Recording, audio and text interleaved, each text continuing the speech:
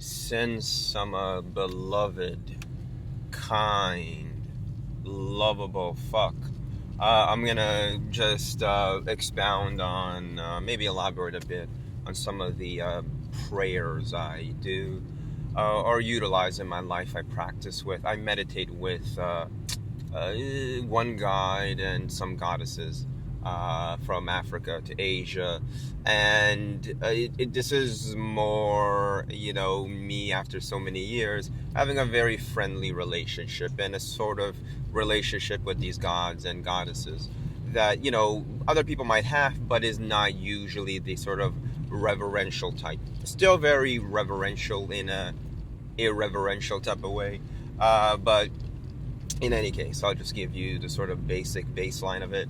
And then if I need to, I'll elaborate a little bit more. And if anyone has any questions, I'll elaborate very specifically on those specific questions asked. So I always start off the day, I guess, the first prayer. And prayer and meditation effectively mean the same thing. So when I say prayer, I am saying meditation, because that is and was the root word, the root etymological root of the word prayer. It used to mean meditation. So the first prayer is to our collective earth goddess mother, that motif. Some of you may have known her as Gaia, etc., of course, in the West. But the West, a lot of that was feeded, seeded, and fed by many Afro-Asiatic cultures, of which three of mine basically seeded everything in the West. So from that comes this Earth Mother motif name, I guess, Untu. Untu is her name. Put some respect on it. Antu, Untu. It's interesting that the Ntu suffix, the Ntu suffix, is in other various places around Africa in terms of like what it means and how it's used. That term, that suffix, it means something like collective or collective of people.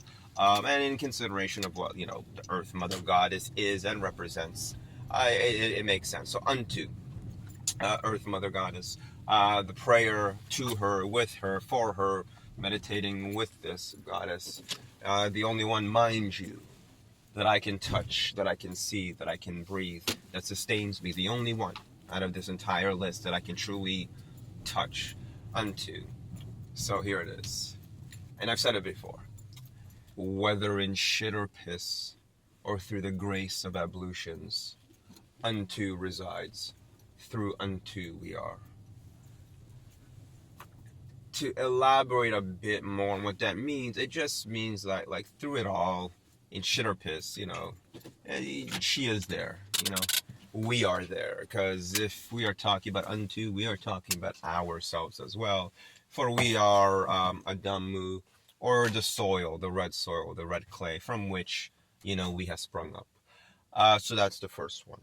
The second one is from an African goddess as well, Bast. I think a lot of people out there would know her as Bastet, potentially also the preeminent goddess of all witchcraft. She is the goddess. A lot of different stories, of course, about these gods and goddesses. So this particular story is, I stopped moving. Hold on. Look at my beautiful face. And in fact, in consideration of what Bast represents, Bast or Bastet, she represents, beauty, the hearth, the home, the family, protection of that therein, as well as effectively the protection of the multiverse, the omniverse, if anything. In one story, she is the first goddess out of the primordial waters from which all existence, including the gods and goddesses, come from. In my particular tradition, it's just transliterated as the essence, but it is seen as the primordial waters. Bast comes out of that, and one of the first acts of Bast, being the protector, is effectively fighting the serpent chaos, the serpent of chaos, and again, protector of the omniverse, protector of the home, family, women, fertility, all that. So protector of life. So for Bast, there's two. One, both were created because there are certain Bast prayers you can do that come from various, I guess, cartouches or translations that were again translated from like thousands and thousands and thousands of years ago. But one that I created, the first one that maybe she and I created because it just came out of nowhere. And I might tell you the story of how that happened a little bit later. Basically, it's very simple. For the flavors, eat the world. For the flavors, eat the world. And then another one that is connected to Bas, that's the third one. Shah. Shah. That's or you can say like OM or AUM if you're a Buddhist. Or Om, and then Shah. SHAH. And in the way that I use it, all it means is, in some sense, beautiful. I think, like at the base of it, it just means beautiful in one of the languages that I know it from. So I'm just saying, Om, beautiful. Om to the beloved. Om to everything that I see around me that I wish to devour. For the flavors eat the world. Om Shah. That's three. Unto Bast, and then another word for Bast. Third one is, of course, something that most people would know of. Om Mani Padme Hum. That one very much, Buddhist one. I think if you say it 100,000 times, I may have said it 100,000 times at this point. So let's say if you say it a million or 10 million, I forget what the number is. You're basically, it's a promissory note. You're promised acceptance into one of the divine realms. I was about to say divine pleasure realms, but if it's a divine realm, it's going to be pleasurable, especially in Buddhism, which is actually a thing where you have to also look out for. If you reincarnate into one of those divine pleasure realms, potentially there for thousands of years, you might be there so long, you might actually enter back into suffering for having had this pleasurable moment in the divine realm. I This might have to be a two-parter. I'm only on the fourth one. I got like a few more minutes left. But Om Mani Padme Hum. Very much. I think you say it enough times, you're gonna be reborn into one of those realms, and then the whole point is you will meet the Buddha. My apologies, not the Buddha. You could. It's varied stories, but you could meet the individual who is so close to enlightenment, let's say, that they have this realm of theirs that they invite people to, that people can get to if they so align or resonate with that divine realm's, say, flavor, whether it's compassion, and most of them are, of course, compassionate, whether it's joy, whether it's maybe some irreverential, Buddhist dick, close to godhood.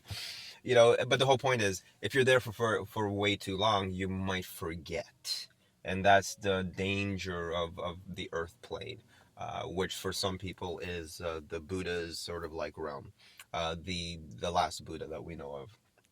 And so it is so pleasurable, or can be so pleasurable, that it is quite forgetful. Just as so the divine realms, you can stay there for thousands of years, you might forget yourself. That is suffering. But then the question is, what is a self? We'll talk about that another day. So that's four I've talked about. One was unto, whether in shit or piss, or through the grace of evolutions, unto resides, through unto we are. Very much as a collective Ubuntu type of prayer. Second one, for the flavors, eat the world. For Bast, with Bast. Bast, where are you? And third, Om Shah, which just means, Om is, of course, the primordial sound. So just Om, beautiful.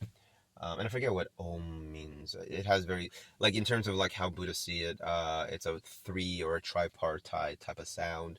Right speech, right action, right mind, maybe.